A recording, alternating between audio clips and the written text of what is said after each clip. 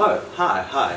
I'm Warwick. I'm not the usual DJ for Reptiles for Century, but I'm here visiting, so let's actually go have a look at some of the animals I have spotted here at Reptiles for Century. And so yeah, let's do a walk around. Let me show you some of my top picks.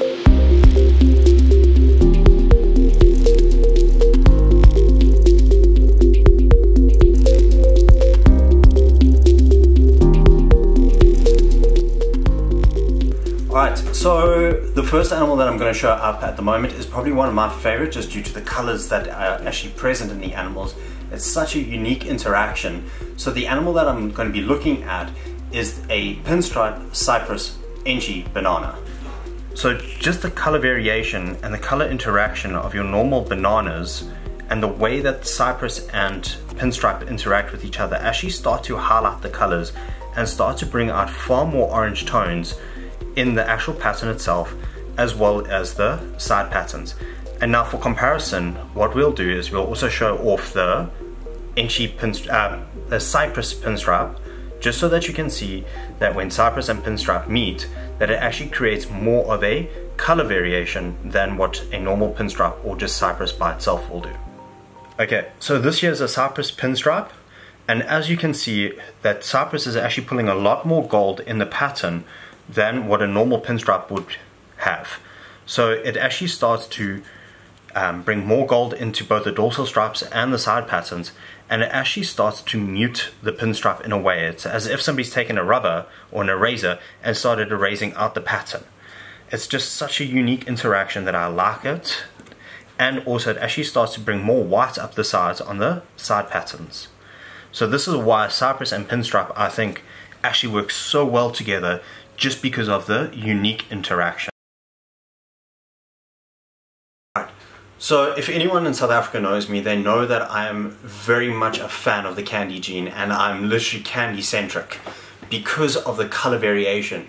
But what many people don't realize is that my follow-up passion is probably actually the Ultramel gene. And right here at DJ's collection, we've got ourselves an Ultramel Orange Dream Spot Nose. Just the interaction, with a little bit of a stain on the face from feeding, but the actual interaction of the patterns from the spot nose and the OD is starting to bring through a lot more oranges on the side here. I think the camera might be washing it out slightly, but it's just such a unique interaction that it actually works on such a level that most people actually don't realize. So this is a strong contender for my second favorite recessive gene. Obviously, as I said, my first one is obviously the candy, but it's slowly being gained by the Ultramel gene.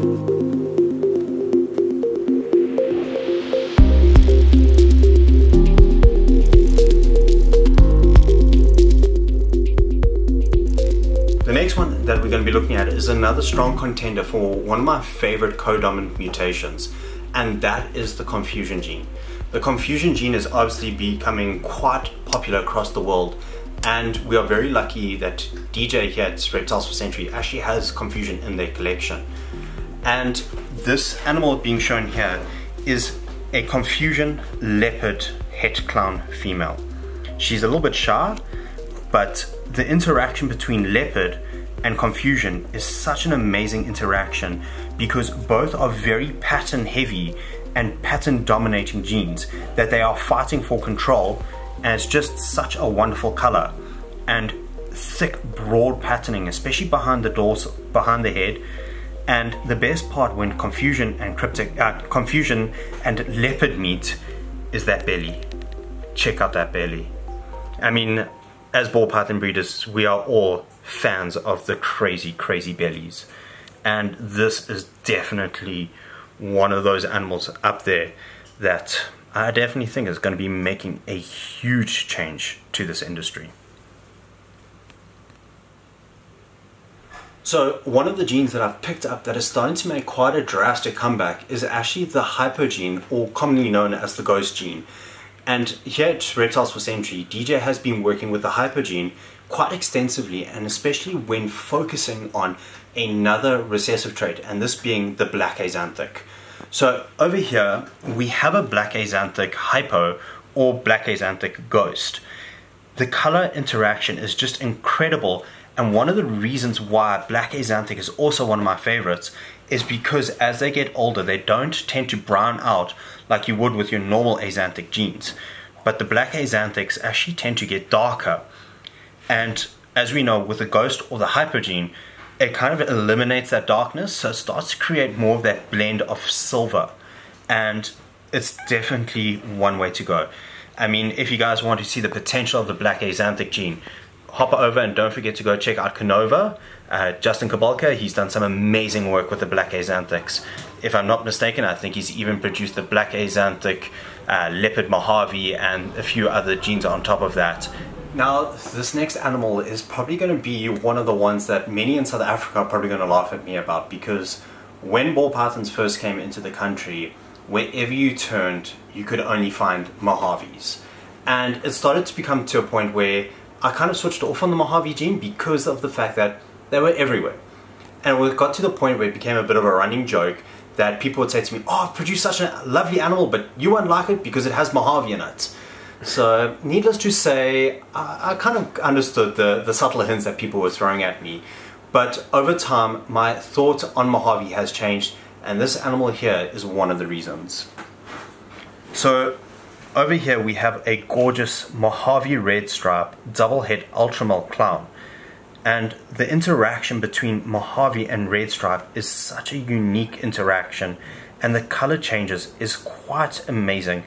And if I'm not mistaken, red stripe actually stands for reduced striping, and it was actually produced by Outback Reptiles, and I'm going back, nearly back to 2003, 2004, and then as we know, the popularity of red stripe has definitely picked up over the years, and it's such a wonderful thing to see that red stripe has definitely started to pick up back in popularity, and I think it's definitely going to be one of those genes that are going to stay with us for years to come. Sure. Alright. So one of the things I've been very lucky enough to see for myself in person is these amazing desert ghost clowns that DJ has just hatched out. And the two animals here that I'm going to be showing off is a leopard desert ghost clown and a pastel desert ghost clown. Now, we all know how pastel and clown interact. As they get older, the patterns become so muted that it almost becomes very monotone. But pastel and desert ghost work so nicely together that it just gets better with age. And these two amazing animals here is a leopard desert ghost over here. There's the leopard desert ghost, and it's just such a unique color. And then lastly is this beautiful pastel desert ghost clown. Whilst looking through the desert ghost clown clutch, I've actually found an animal which I'm strongly thinking about that I'm going to have to take home. And for anyone that knows me, I am Warwick from Strictly Snakes, and DJ has finally made a snake for me with the S from Strictly Snakes on it. And over here, with a little bit of imagination, you can see the perfect S for Strictly Snakes. And this animal is a desert ghost, 66% head for clown. Alright, everybody on YouTube land, I really hope you've enjoyed this video of me looking around DJ's collection and finding the animals that really caught my eye. So one of the things that I'm going to be asking you guys out there in YouTube land is, if you have any questions, please feel free to put them in the comment section below.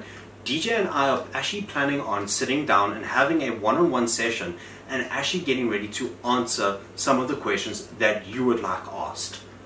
So we are asking you guys, please ask us some questions so we can actually provide those answers to you.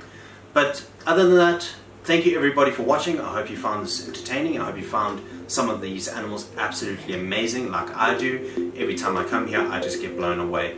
Guys, thank you very much, and hopefully you guys stay safe.